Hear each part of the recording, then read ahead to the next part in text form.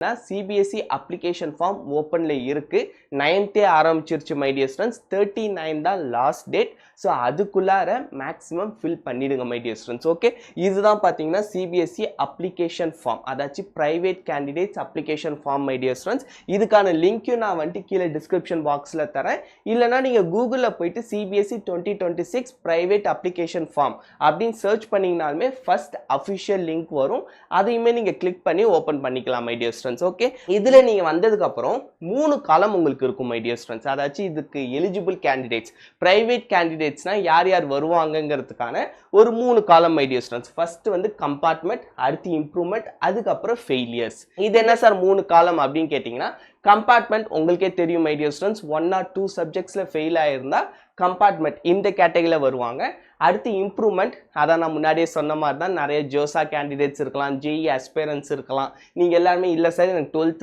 வாங்கின மார்க் பத்தலை ஸோ அதுக்காக நான் வந்துட்டு இம்ப்ரூவ்மெண்ட் பண்ணணும் அப்படின்னு நினச்சிங்கன்னா இம்ப்ரூவ்மெண்ட் my dear students அதில் குறிப்பாக ஒரு விஷயம் நீங்கள் இம்ப்ரூவ்மெண்ட் எக்ஸாம் எழுதுறீங்க அப்படின்னா நீங்கள் கம்ப்ளீட்டாக ஃபஸ்ட்டு பாஸ் சர்டிஃபிகேட் உங்கள்கிட்ட இருக்கணும் அது வந்து அவங்க கேட்பாங்க my dear students ஓகே அதுக்கப்புறம் அப்லோட் இமேஜஸ் அதாச்சும் உங்களோட சிக்னேச்சர் உங்களோட ஃபோட்டோகிராஃப் உங்களோட பாஸ்போர்ட் சைஸ் ஃபோட்டோகிராஃப் அது ரெண்டும் கேட்பாங்க my dear students அதுக்கப்புறம் ஃபீ பேமெண்ட் அதுக்கப்புறம் அவ்வளோதான் my dear students எல்லா ப்ராசஸும் முடிஞ்சிடும் அதுக்கப்புறம் நீங்கள் அஃபிஷியல் வெப்சைட் செக் பண்ணிக்கிட்டே இருங்க அது வந்து ரொம்ப ரொம்ப முக்கியம் my dear students ஏன்னா இப்போ நீங்கள் ப்ரைவேட் கேண்டிடேட்டுங்கிறதுனால